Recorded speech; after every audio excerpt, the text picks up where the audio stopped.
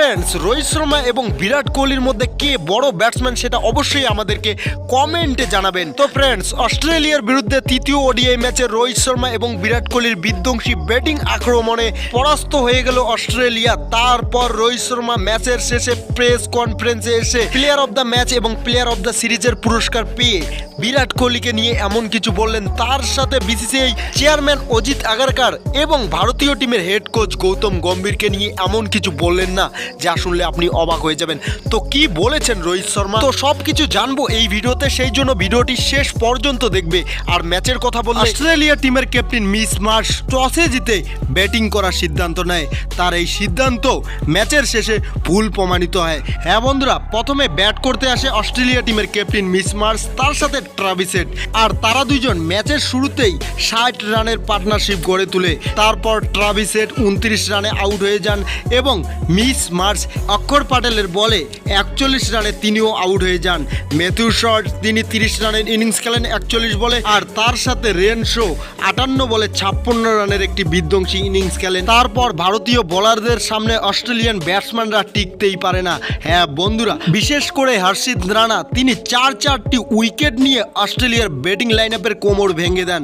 তার সাথে ওয়াশিংটন সুন্দর 2টি উইকেট, আর ভারতের প্রত্যেকটা বোলার একটি করে উইকেট তুলে নেন। আর ভারতের এই বিধ্বংসী বোলিং পারফরম্যান্সে অস্ট্রেলিয়া টিম 46 ওভার 4 বলে 236 রানে অল আউট হয়ে যায়।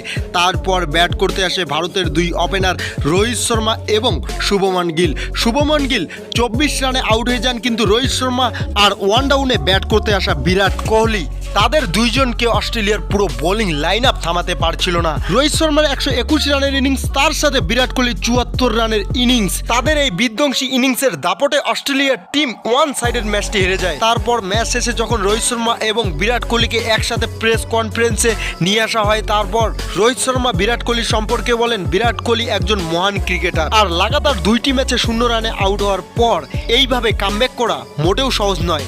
আজকের ম্যাচে বিরাট কোহলি দুর্দান্ত খেলেছে, অফ ফর্মে থাকা সত্ত্বেও তিনি এতগুলো রান বানিয়েছেন। সেই জন্য আমি খুশি হয়ে আমার প্লেয়ার অফ দ্য ম্যাচের পুরস্কার বিরাট কোহলির হাতে তুলে দিলাম। তারপর বন্ধুরা, রোহিত শর্মা বিসিসিআই চেয়ারম্যান অজিত আগারকারকে এবং ভারতীয় টিমের হেড কোচ গৌতম গম্ভীরকে টার্গেট করে বলেন, অনেকেই বলছিল যে আমরা 2027-এর ওয়ার্ল্ড কাপ আসতে আসতে 40 বছরের হয়ে যাব, তখন আমরা ব্যাটিংয়ে তেমনটা পারফরমেন্স করতে পারবো না। আর তাদের সেই মনোভাবের জবাব আজকে আমরা ব্যাট দিয়ে ভালো করেই দিয়েছি। তো বন্ধুরা, রোহিত শর্মা তাদের উদ্দেশ্যে আরও বলেন যে বয়স শুধু একটি সংখ্যা মাত্র, আমার স্বপ্ন একটাই, ভারতকে আমি 2027-এর ওয়ার্ল্ড কাপ জেতাতে চাই। সেই জন্য আমি জিমে গিয়ে নিজের শরীরের 11 কেজি ওজনও কমিয়েছি, আর আমি প্রস্তুত ভারতকে 2027-এর ওয়ার্ল্ড কাপ জেতানোর জন্য, আর এটা আমার জীবনের একমাত্র লক্ষ্য।